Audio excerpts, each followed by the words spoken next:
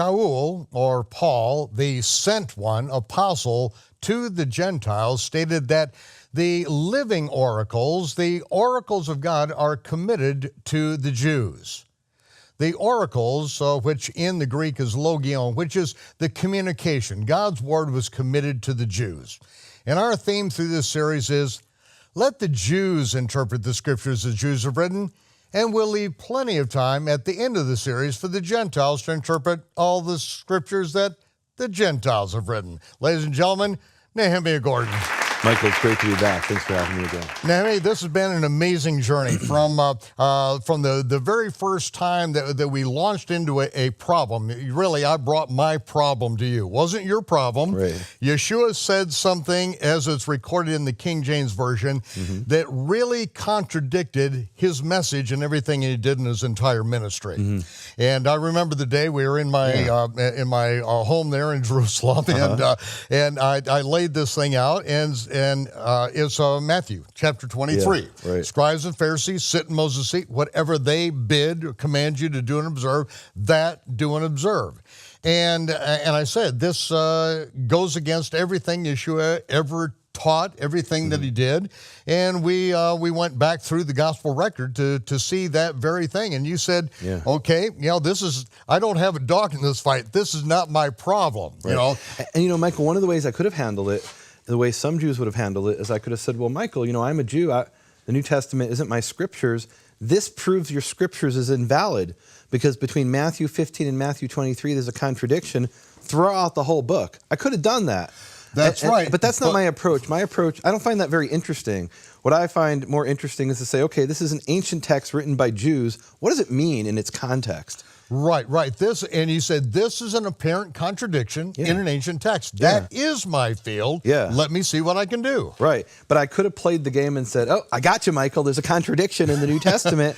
But, I wouldn't have learned anything from that. And what I felt instead I could If you were that kind of person, I wouldn't have come to you. But I knew that you were a very honest scholar. Yeah, that you said it exactly the way that you see it. So from a scholarly perspective, I want to see, is there any way that I can, figure this out? Is there any source that maybe sheds light on this? And we ended up looking at this Hebrew version of the Gospel of Matthew, which has been, a treasure trove of information and insights. And, some people getting really nervous. They say, so you're telling us we should throw away our Greek Bible? I'm not saying that at all. What I'm saying is this Hebrew version of Matthew is another witness to the things that Yeshua taught 2,000 years ago. That's right. And it is in your book, The Hebrew Yeshua versus the Greek Jesus. Explain the title a little bit before we get into our topic today, because people need to understand that. So I'll tell you, Michael, the original title of the book is now the subtitle. And I thought the original title of the book was New Light on the Seat of Moses from Shem Tov's Hebrew Matthew. And I thought that was the most brilliant title of a book that anybody had ever written in the history of mankind. And I sat down with the cover designer, who is this Orthodox Jewish woman in Jerusalem. And she's, I had to explain to her what the book's about. She wasn't going to read it. I had to explain it to her. And when I explained, what I explained to her is the way that Jesus is presented in the Greek manuscripts in the Greek text is different than how Yeshua is presented on this matter in the Hebrew version of the Gospel of Matthew. Right. And she said, so what you're describing is the Hebrew Yeshua versus the Greek Jesus. Well, she came up, the Orthodox Jewish woman.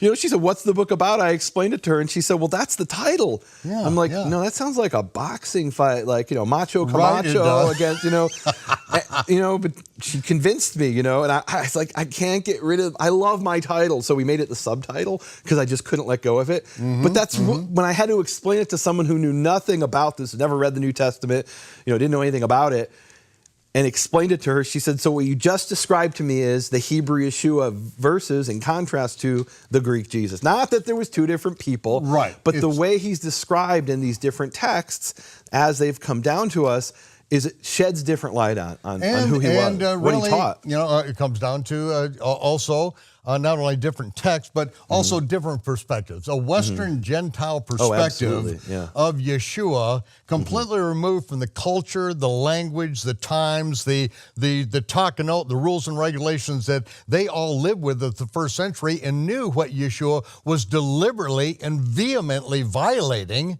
See, a Western Gentile, when they read what Yeshua does, and when he heals a man who's lame for 38 years and tells him to pick up his bedroll and walk, they have no idea what he's really saying to that man, and why the Pharisees the next day are making plans to kill him. Right, and really what we're saying, which is and we didn't come up with this. Professor David Flusser of the Hebrew University, he was the pioneer of this in like the 50s.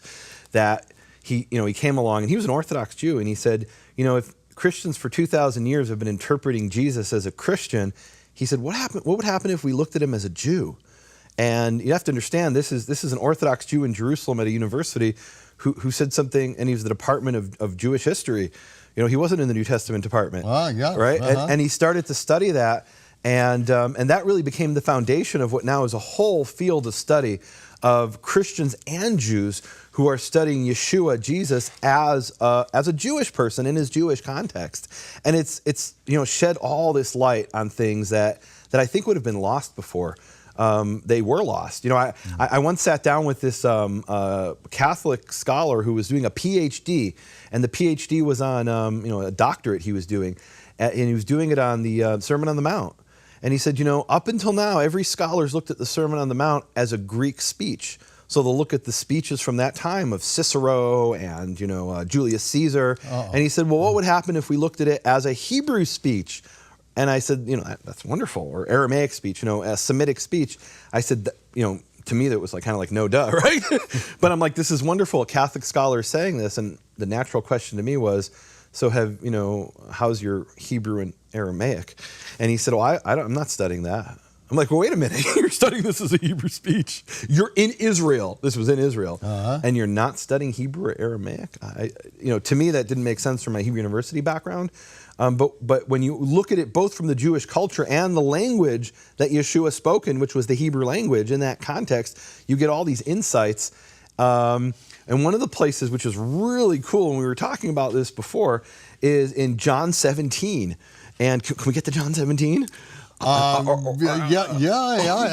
think so. One of the things we left off was in the book of the Revelation, where 1.5 chapters in Hebrew, preserved in a Hebrew manuscript that's found in the British Library.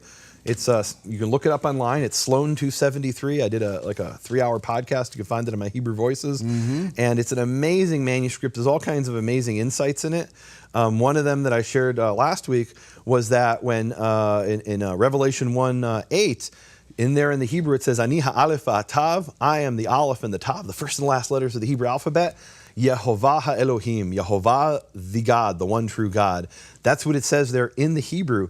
And, that's really interesting because some scholars have said, well, at Patmos, there was this big shift, and God made it clear that he's no longer using that name, the name Yehovah, that Jesus has accepted the rabbinical ban on the name.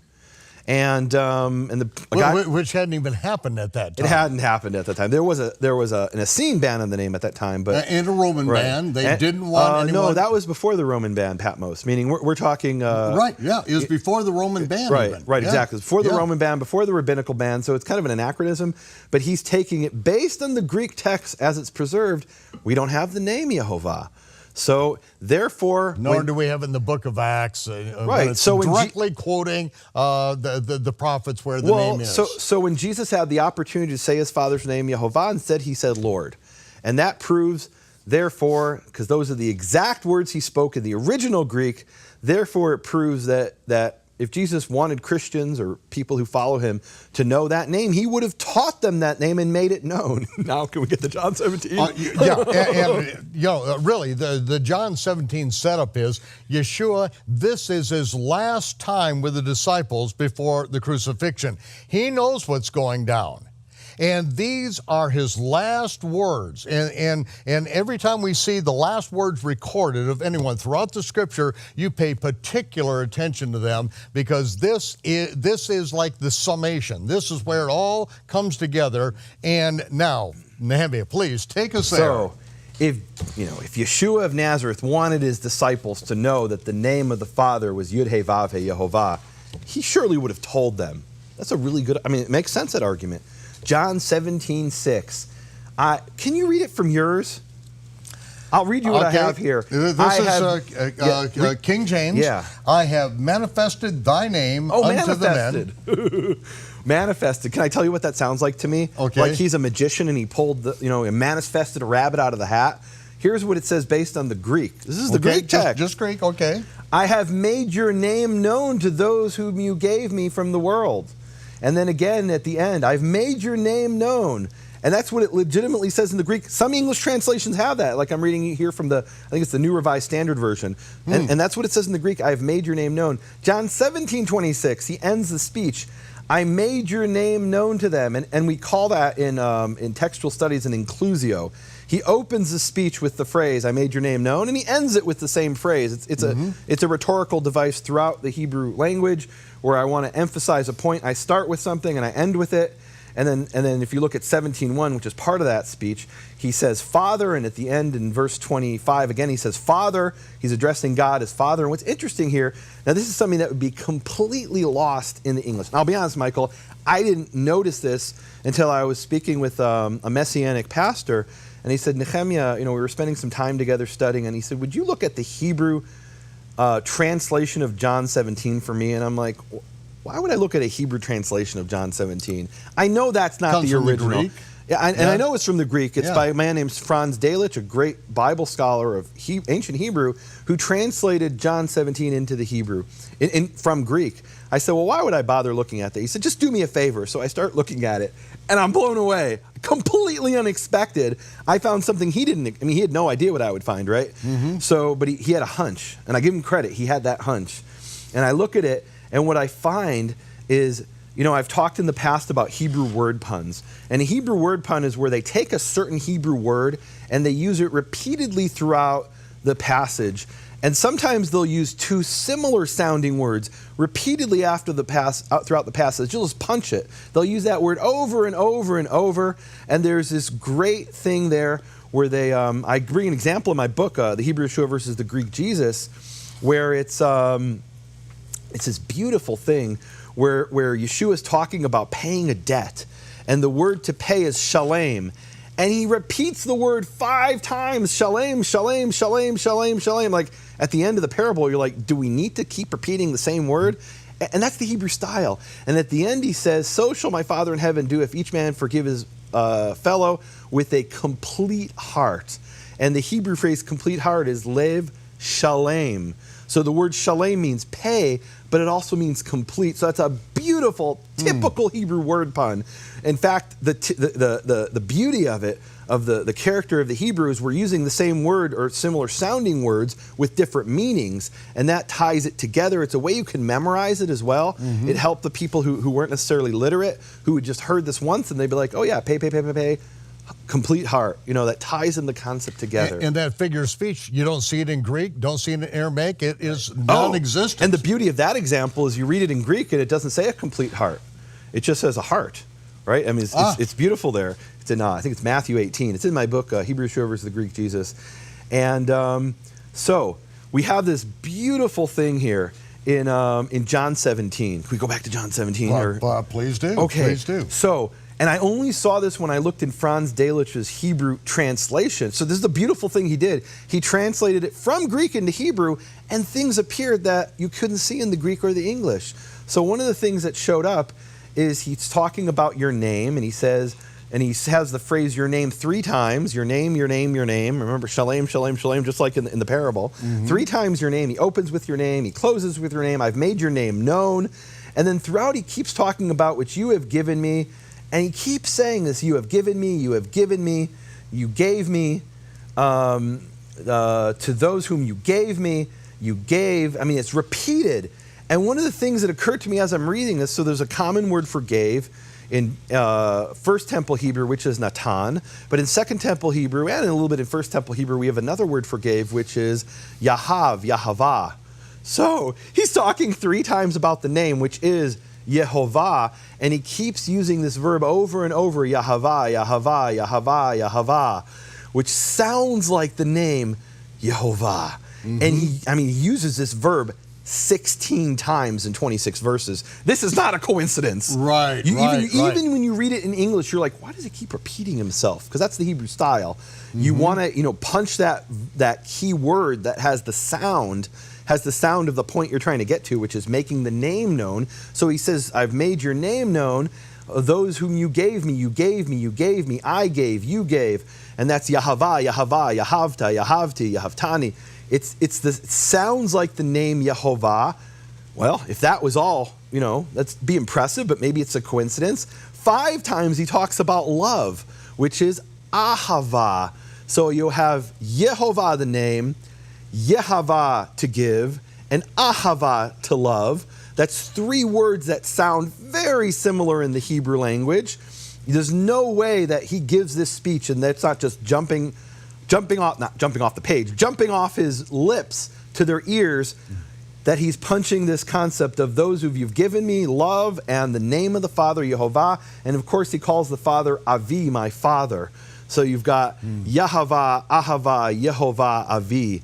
There is this, we call assonance or paranomosia. It's Hebrew word puns. This is a central theme throughout this passage of John 17. And the bottom line is, what ties all of this together is that Yeshua says, I made your name known, and we know what that name is. It's Yehovah.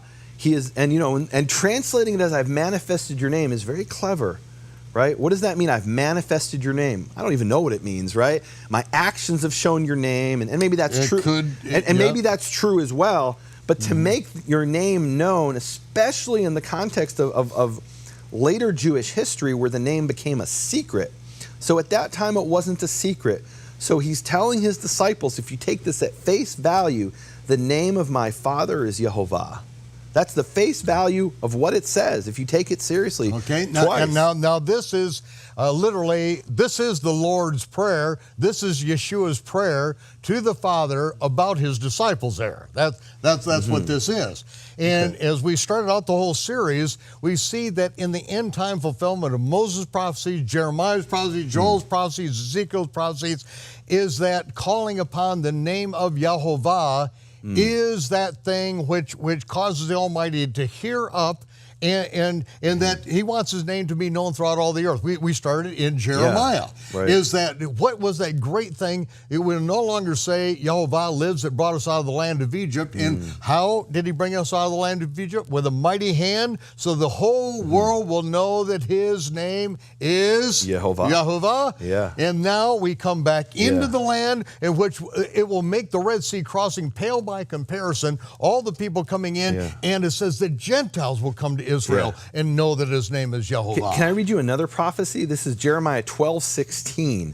And I won't read the whole thing, but start in verse 14. He says, thus says Yehovah to all my evil neighbors. Meaning he's talking to the Gentiles. He's talking about the nations that surround Israel.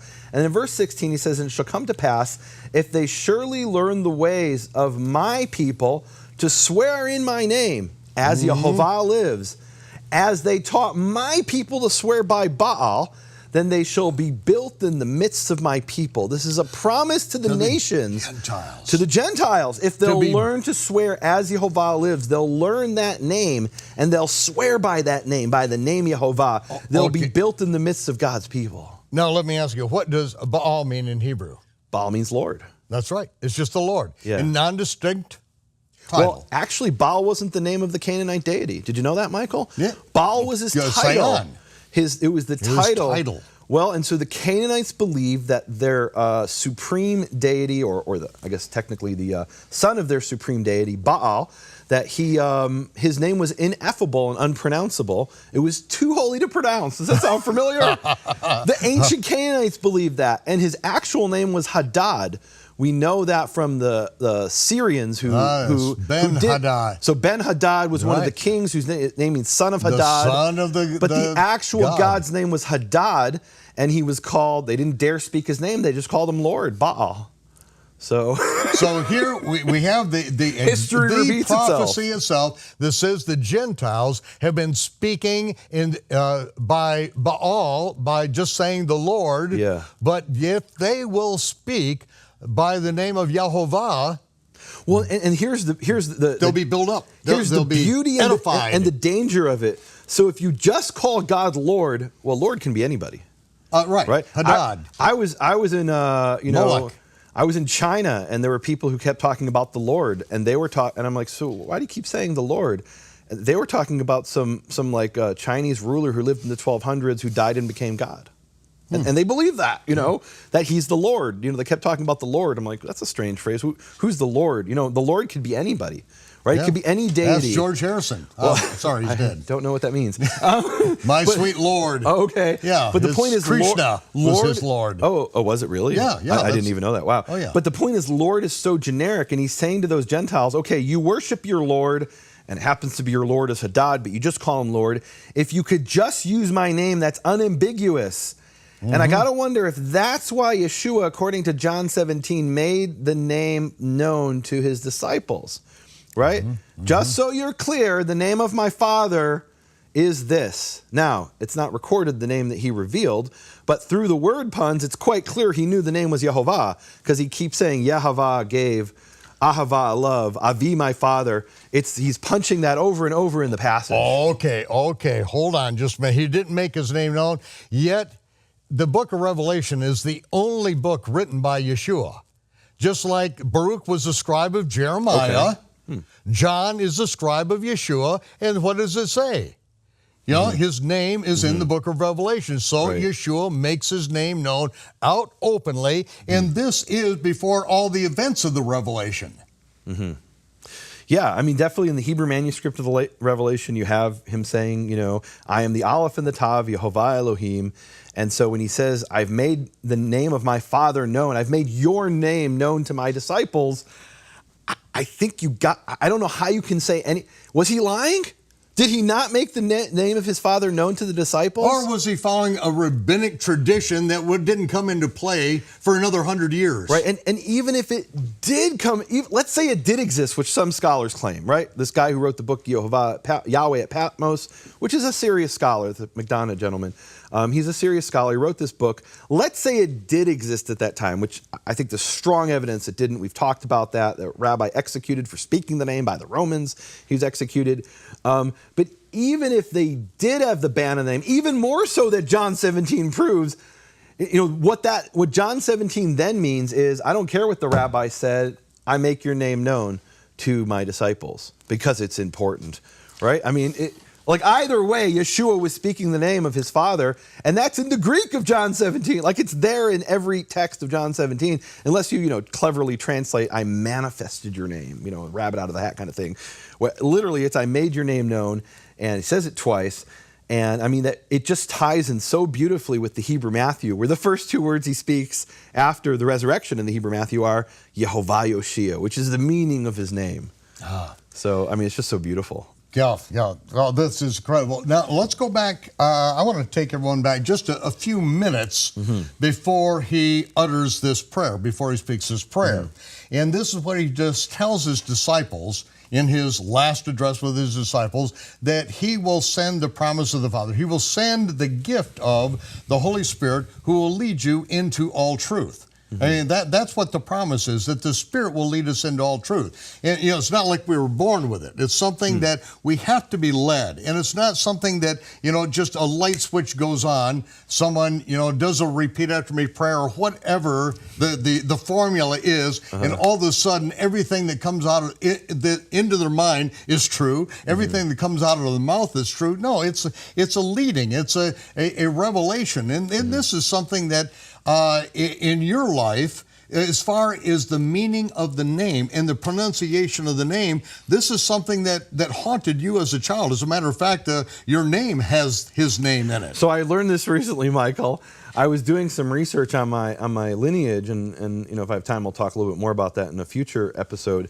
But one of the things I did is I pulled up my birth certificate, and I noticed my name is spelled Nehemia. It's the first word I learned to spell, as far as I can remember, at least.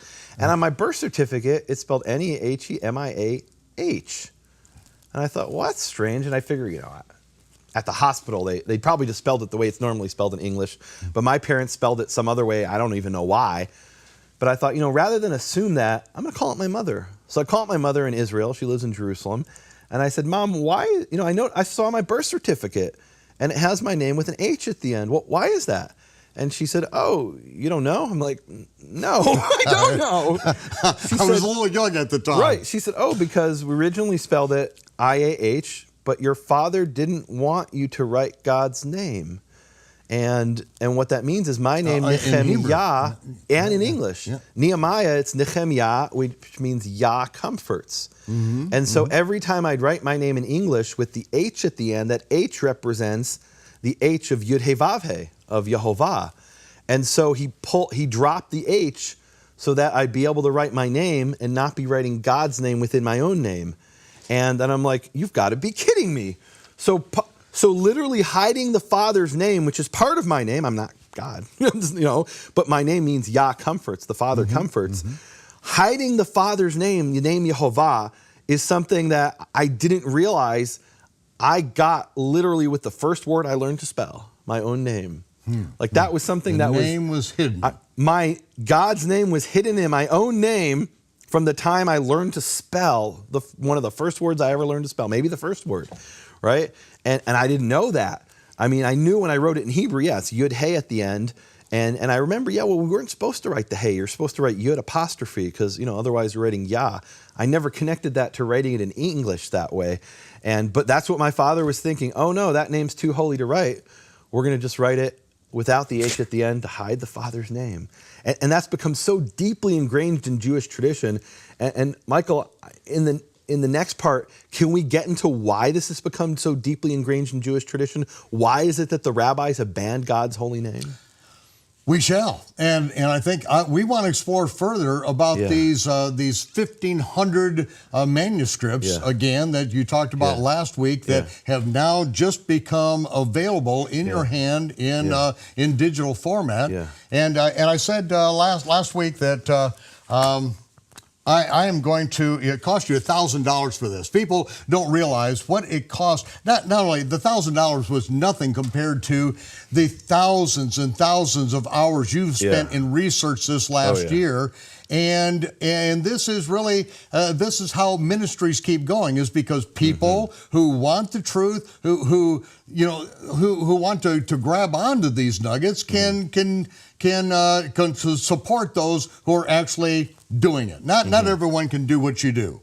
And that's why you're here on Shabbat Night Live. You do things that nobody else can do. That's why I relied upon you. When I have a question in Hebrew, I don't go to somebody who went to Hebrew class at Dallas Theological Seminary, or any other place. And so, as I promised, as a matter of fact, right now, just before we take our break, Nehemiah, I'm going to sign this check for $1,000 for you, because that is exactly how much it cost you for that one piece of research.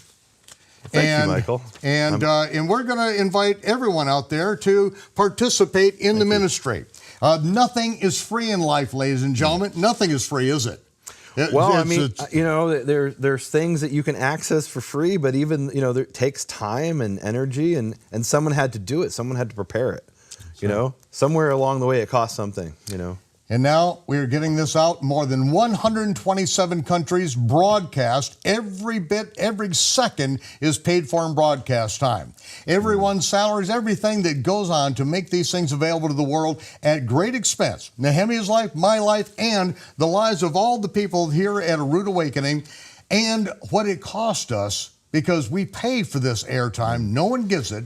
We put it out there to the world, even YouTube. It cost us thousands and thousands of dollars to put material up free of charge to you. So if you appreciate what we're doing, then it's your opportunity to give. If there's one thing I think that Yeshua taught, he said, be a giver. Be a giver. It's not just one little area. Just be a giver in life. Just let, as you open up the floodgates, as you give, then it says that men will give unto your bosom. Pressed down, shaken together, running over, shall men give into your bosom. And so this is really the code of the Levite, the one who lives their life to serve God's people. Nehemiah, I don't believe you have a Levite in your background immediately, is there? Not from my father's side, but I actually looked at my father's mother's father was a Kohen, actually. Oh, okay. So Aaronic priest. Right. I found his tombstone, and the tombstone, the hands are like this, which is an immediate sign that you know someone's a Kohen, a Aaronic priest, and it says Kohen, That's right. which I kind of knew that, but I didn't know specifically who it was. Mm-hmm. So my father, it's not my father's father's father, which would require for me to be a priest or a Levite, but I do have an ancestor there who's a Kohen. So. And the Levite's job was to be the one to minister to the people. With archaeological technology advancing more rapidly than any period in recorded history, an ever-increasing number of ancient Hebrew manuscripts are coming to light, and amazing things are being revealed. It doesn't matter what school you went to, where you thought you learned Hebrew, we're going to deal with things, ladies and gentlemen, that are revelation from heaven that have been set up for generations to come to pass. Majkl Rud and Hebrew scholar Nehemiju Gordon reveal the fulfillment of ancient prophecies in our present age in The Gentiles Shall Know My Name. I looked through hundreds of manuscripts searching for this exact text. Will we listen to and heed this modern-day miracle, or will we ignore our Master's voice and miss one of the greatest revelations of our time? Order The Gentiles Shall Know My Name right now on DVD or Blu-ray. You'll get all 5 episodes as seen on Shabbat Night Live. Own this exclusive teaching now by phone or online. Hurry, this is a limited time offer. Why do Christians lack power in their lives? Why is it that there is such a dearth of miracles that magnify the God of the heavens and the earth? Why is it that Christians really are missing out on so many things? Well, the ancient scriptures tell us that the Gentiles have inherited lies, that they will come to Israel when they come back into their land in the last days. The Gentiles will cry out in repentance for the abominations that they inherited, and when they do, the Almighty will make known His hand, His might, and His name, IeHoVaH, will be known to the Gentiles. It also tells us that the Gentiles and the nations, that they call upon the name of Baal, which in Hebrew is the Lord, a nondescript title of a God, a nondescript God, which could be anything. But yet, if they will come to Israel and they will call upon and learn the name of the one true God, that they will be restored, they will be built up, they will be edified in the midst of Israel. And so we are going to delve into these things with Nehemiju Gordon. Nehemiah, take us into this prophetic trip into the end time. Well, and Michael, here I have to profess, as you're sharing these things, it's breaking my heart, because what my people have done, what the Jewish people have done, is instead of proclaiming the name to the Gentiles, even when Gentiles came to them and said, "What is the name?" we've perpetrated this cover-up. And I called my book "Shattering the Conspiracy of Silence." And where that comes from is this rabbinical concept that the name is too holy to pronounce, that not only can't Gentiles know about it, but even Jews must not speak this name. It must be kept hidden. And if you trace this back to its origins, and I talk there in my book about half the story, and I had to actually cut this because there wasn't enough room in the book. Mm-hmm. But the other half of the story is Roman persecution, and that was a key part of it. The Romans wanted to wipe out Judaism. They forbade the Jews to speak God's holy name. But there was another internal reason why the rabbis banned the name. Now, the first time anybody says in outside of let's say the Essenes and the Samaritans, the first time in rabbinical Judaism that anybody banned the name it appears in the Mishnah around the year 150 in the name of a rabbi named Abba Shaul. And this is in Sanhedrin 10:1, and he says, "Even one who pronounces the name according to its letters has no portion in the world to come," which is a pretty heavy statement. Oh. Meaning, I grew up with this concept. In Christian terms, what he's saying there is a person who speaks God's name, who actually says the name IeHoVaH, has no salvation. Meaning, they don't use that term, that's Christian terminology. Right. Mm-hmm. But in the Jewish terminology of this period, they start out saying all Israel has a portion in the world to come. And then there's a list of exceptions. These don't have a portion in the world to come. And why don't they? Because they violated certain rabbinical prohibitions, right? That's what gets you banned from the world to come. And the world to come, the image there is that is, I think, what a lot of Christians would call the millennial kingdom. In other words, the Jewish understanding is the Messiah will come, be a flesh and blood king over the earth. He'll defeat the enemies of Israel, gather in the exiles, and bring peace to the world. And under his reign, we will all have a portion in that world, in that kingdom. So they're saying, if you speak God's name, the rabbis are saying this around the year 150, then you will not have a portion in the world to come. Now, what most people do, and I'll admit that I'm, part of this, I've read that and usually focus on those words and you say, okay, it's an absolute prohibition to speak God's name.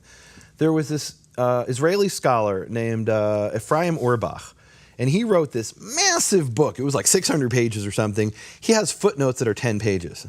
I mean, this guy is a genius. He's considered the foremost expert in rabbinical Judaism. He wrote a book called The Sages. And in The Sages, he has like a 5-page footnote or something where he explains this statement of Abba Shaul in its historical context. And he says, you can't just start with Abba Shaul, start at the beginning of the passage. And the beginning of the passage of the Mishnah is, these have no portion in the world to come. They list different people. And one of the people who has lost their salvation, or in Christian terms, is those who read the outside books. And the Talmud explains outside books refers to the Gospels. Isn't that interesting? It's not a Torah prohibition, but the rabbis made this proclamation. Anyone who reads these outside books, and they call them in the Talmud there, evangelion, which is gospel. Question, the Gospels. It's actually the Greek word for gospel, evangelion. Anybody who reads these outside books has no portion in the world to come. And then it says, and those who whisper over a wound saying, and then it quotes the verse, Exodus 15:26, all the diseases I placed on Egypt I will not place on you, for I am the Lord who heals you. So there were people who were praying over those who were sick. In other words, they didn't have medicine like we have today, not that that's always so great, but they didn't have any kind of, they didn't understand disease. The best you could do is pray over somebody. And the way that Jews often pray is by whispering. So for example, you see Hannah, who's in the tabernacle, and at the time this wasn't a common practice. So the priest Eli sees her and he says, are you drunk? You're muttering under your breath. She says, no, I'm praying. So the rabbis make this statement. They said somebody who whispers over a wound, quoting a Bible verse, has no portion in the world to come. Why is that? That's strange. And the answer is that the rabbis saw that this was working. People were praying over the sick and they were being healed, and the rabbis couldn't do it. So they said, if you do that, you have no portion in the world to come. And it's in that context that Abba Shaul says, even one who pronounces the name according to its letters, meaning as part of a prayer for the sick. There were people who were healing in the name in the 2nd century, around the year 150. And the rabbis say, if you do that, if you heal in the name, actually pronouncing the name, IHVH, the way it's pronounced, IeHoVaH, then you have no portion in the world to come. You've lost your Jewish salvation. Why? They don't say why, but apparently it's because they couldn't do it themselves.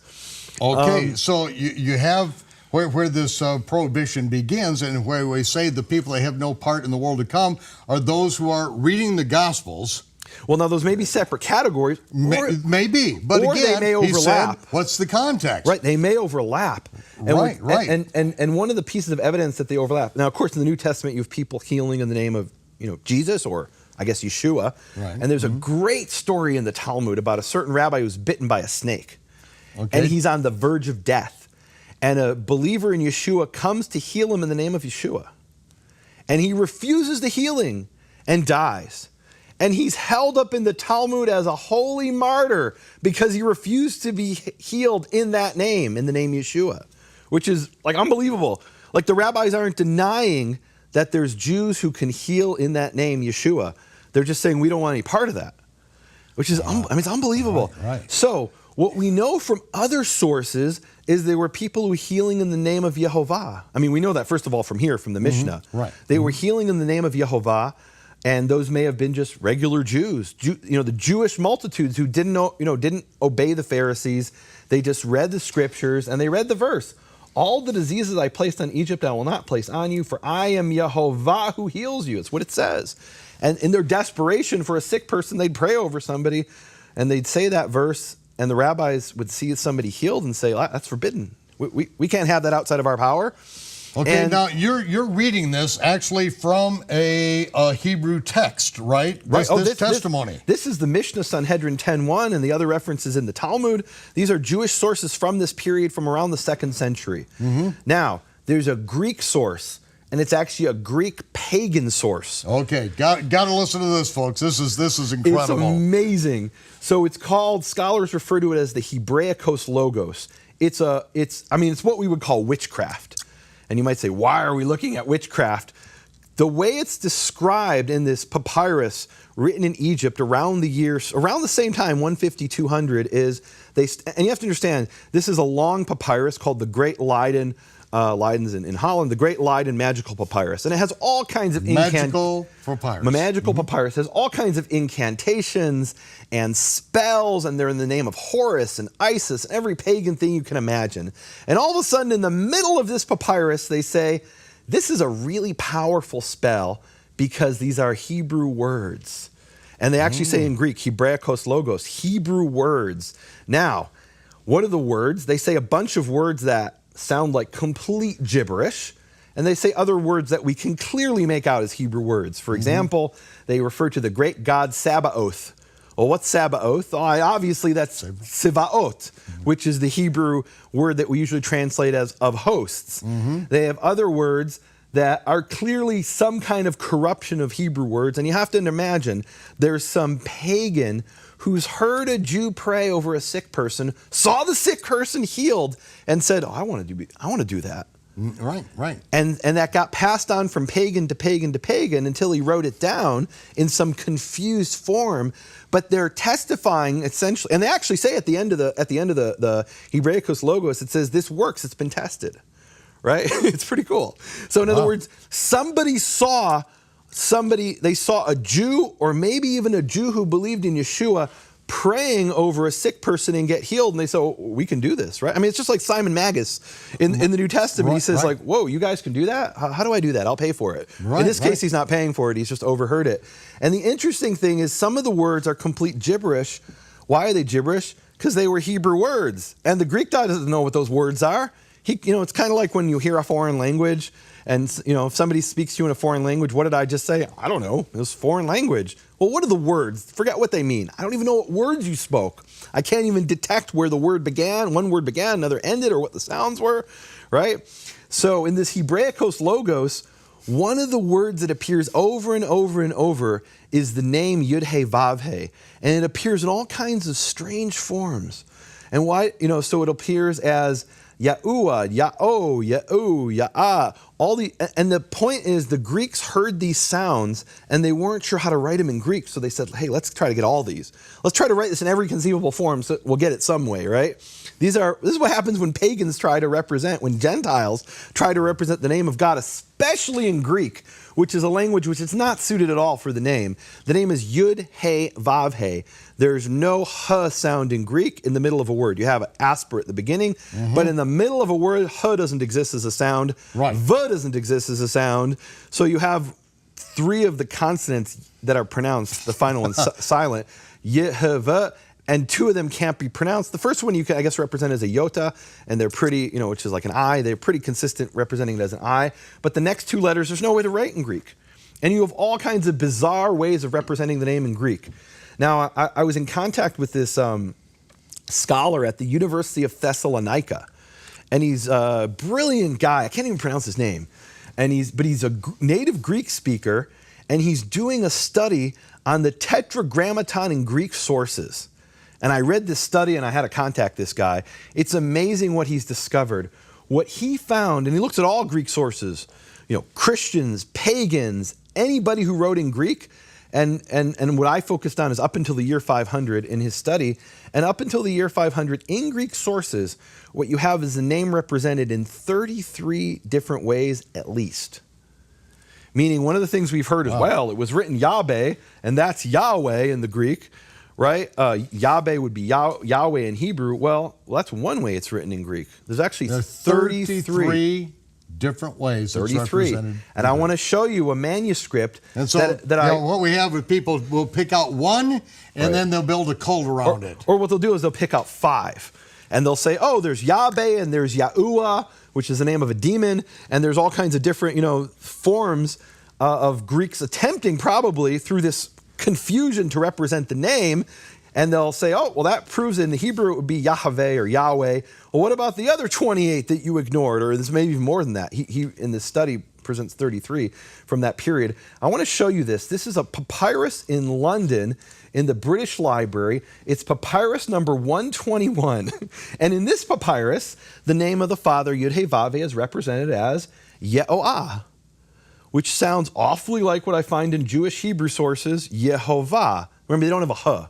So if they wanted to represent, and they don't have a V, if they wanted to represent IeHoVaH, one way to write it would be IeHoVaH. And you have that, you can see it plain as day, even if you don't read Greek, right? So the little thing that looks like a W in Greek is omega, or an omega, right? And that's an O. So all the other ones look like English letters, an I, an E, and an A. This is from the 3rd century AD. And this is a pagan document where they're doing the same thing. They've heard Jews healing in the name, and they say, we want to be able to do that. We want to be able to heal using that name. We don't exactly know how to pronounce it. We'll write down whatever we think we hear. And one time they wrote it down, and actually a number of times, as IeHoVaH. Now, does that prove his name is IeHoVaH? Of course not. The Greek's full of confusion. And here I have a list of Greek transcriptions of IeHoVaH, of the name IeHoVaH, all kinds of different ways. IeHoVaH, Yahueh, Yoah, Yehu, Yaon, Yaho, Yaba. Well, which one of those is the true name? I'm not going to find out from Greek sources. And this is what blew my mind, Michael. What I realize is what scholars are doing is they're looking at any source but the Jews. We'll look at dozens of different Christian sources written in Greek, pagan sources, even Gnostic sources, which maybe I'll get to in a minute. Anybody but the Jews. And why is that? Because the Jews don't know the name. Everybody knows that the Jews don't know the name. So let's hear what everybody has to say. Everyone but the Jews, just not the Jews. Right. And here's another one that we see, just creeping up all over the world. If the Jews say it or the Jews do it, it's got to be wrong, which is in direct contradiction to what it says in the New Testament, that the living Word of God was committed to the Jews. And they're the only ones that have kept this. And look, I'm not now saying the manuscripts have come out. And we'll get to that, but I'm not saying blindly follow everything the rabbis say. Oh, absolutely. Absolutely not. But if the Jews have said something and they consistently preserve this information and it's consistent with the Bible, why would you go and look at a Greek magical incantation to find out how to pronounce the Father's name when it's in Jewish sources repeatedly? I mean, the Jewish sources, and we'll get to this maybe in a future episode. Can I come back and to share this, Michael, in a future episode? Yeah, we can't quit now. So one of the things I want to share, and this is one of the discoveries I contacted you and said, I want to share this, Michael. I found up-to-date 52 Hebrew manuscripts of the Bible with the vowels IeHoVaH, and I found 16 different rabbis who say the name is IeHoVaH. And what we're seeing in secular scholarship and in the Hebrew roots world and the Christian world is anybody but the Jews. And I want to bring an extreme illustration of this. So there's a professor at the University of Helsinki, and his name is Antti Marjanen, and you can find this online. That's, I think, why it's spread through the blogosphere. But what he's done is he's written actually a serious scholarship. This is not some crackpot on Facebook. This is a serious scholar at a university, and he wrote a paper called A Nag Hammadi Contribution to the Discussion about the Pronunciation of the Tetragrammaton. In other words, what can we learn from ancient Nag Hammadi sources? Now, oh my goodness. Nag Hammadi is known in the Christian world as the source of the Gnostic Gospels. And it sounds real impressive. Wow. The Gnostics preserved that the name is Yahweh. And that's his conclusion. Wow, that sounds real interesting. So I thought, well, that's interesting. So these Gnostic sources we know are translated from Greek. There's no question about that. And this particular document is called the Gnostic Apocryphon of John. And it's translated from Aramaic, or at least parts of it comes from Aramaic. And if we assume they heard the name IeHoVaH, that meant a Jew speaking Hebrew was overheard by an Aramaic speaker, maybe another Jew, who then was overheard by a Greek, who was then transcribed and translated into Coptic, which is an Egyptian language. So we're getting this fourth hand. So what are they talking about in the Gnostic Apocryphon of John? I looked this up and I couldn't believe that somebody would seriously bring this as proof of how to pronounce the Father's name. It's like bringing the Hebraicos logos and saying, well, this proves the pronunciation. What the magical papyri proves is that Gentiles pagan Gentiles heard Jews healing in the name. It doesn't tell us how to pronounce that name because it's all confused. And I didn't get to that. I forgot this. So in the Hebraicos Logos, one of the names that appears alongside Ya'u and Ya'o and all these in Ya'u'e, all these pronunciations is the name Jesus, which is the Greek representation of Yeshua. And you got to really wonder, so they say these are Hebrew words, and so clearly they heard a Jew healing in the name, IHVH, but it sounds like they also heard someone healing using the name Yeshua and IeHoVaH at the same time, which then ties back to the rabbi saying, well, if you heal in that name, you have no portion in the world to come. That's how it ties into people who read the outside books. So they're reading the Gospels, and they're healing in the name IeHoVaH, and then they end up healing in the name Yeshua. We got to just ban the name altogether. That's what happened in rabbinical Judaism, right? It was this slippery slope, which they saw these things happening in front of their eyes. They said, we can't control this. We better ban it. So back to the Gnostic Apocryphon of John with this a serious scholar. So the only ones left really speaking the name are believers in Yeshua, really, who are actually healing people. According to these sources. I wasn't there, but that's what the sources record. Okay, so this is coming from Jewish sources. And from a Jew. These are Jewish sources. I didn't make the sources up. They're there. They're clearly talking about it. And the other one is the other one is a second witness from a pagan source, meaning there was rabbis saying this, and there were Greek pagans both saying that people who called in the name IeHoVaH, and the name Yeshua were healing in those names. And one said, we got to ban this. The other said, we want to do that. The pagan said that. So the point is that it's kind of interesting. You have two different witnesses who are talking about the same thing. I want to get back to this guy, and I know we're running out of time, this professor. And again, he's a great scholar. I'm not knocking his scholarship. I'm calling into question the methodology here. Meaning, is it valid to look at a Gnostic source to find out how to pronounce the Father's name, which is what he argues? And I've seen people in the Christian world say, well, it's the Gnostics. They say it's Yahweh, right? So what are the Gnostics talking about? So if you read the Gnostic Apocryphon of John, it's horrific what they're talking about, Michael. They talk about a demon called Yaldabaoth. And there's almost no question that Yaldabaoth is an Aramaic or Hebrew word, probably Aramaic. There's similar languages. And in Aramaic, it would be the equivalent of the Hebrew Yeled Bohu, which means son of chaos, who accidentally creates the physical world. Then to try to make up for it, he rapes Eve, who he's created by accident, and spawns a demon child named Ya'u'e. So Ya'u'e, according to the Gnostic Apocryphon of John, is not the God of the creator of the universe of the Hebrew Bible or even of the New Testament. He's a demon child who's the son of chaos. He's the son of chaos. So really Yahweh is the grandson of chaos. And this is what people are bringing as proof of how to pronounce the name of the creator of the universe? Wow. I'm sorry, my God's not the grandson of chaos. Or the spawn of a demon. Right, exactly. And it's what I realized reading this, Michael, is what scholars are willing to do is dig deep into the depths of any pagan source as long as we don't ask the Jews how to pronounce the name. And why is that? Because the one thing we can all agree on is the Jews don't know how to pronounce the name. So why would we ask them? And one of my important discoveries recently is Jewish sources that prove beyond any shadow of a doubt that in fact the Jews did know how to pronounce the name, that they never forgot it. It's copiously documented in Jewish sources, in 52 Hebrew manuscripts of the Bible. It's documented in the writings of 16 rabbis, and there's some other really cool things that I'm going to share. Are we running out of time? Is it going to be next time? Yeah, we are running out of time. Oh no, this is the big stuff, Michael. I got to share. It's so exciting. Okay. Well, we're going to have to come back and do this. Okay. But again, this is. Really, this is what Yeshua said, that he would send the Holy Spirit to lead us into all truth. The Almighty still is in charge of the universe, and when he gave his revelation to Moses concerning the dispersal of Israel throughout the world and then bringing them back, And at that time, the cataclysmic occurrences that will be happening around the world, that his name will be known. The Gentiles will know his name. Israel will know his name. And even though it has been hidden in plain sight in Hebrew sources, they have been covered over. And the entire Christian world has turned a blind eye to the New Testament. Number one, that Yeshua came as the prophet we must hear and obey, and he's being ignored. That Shaul says that the oracles of God, God's communication, his living communication, was committed to the Jews.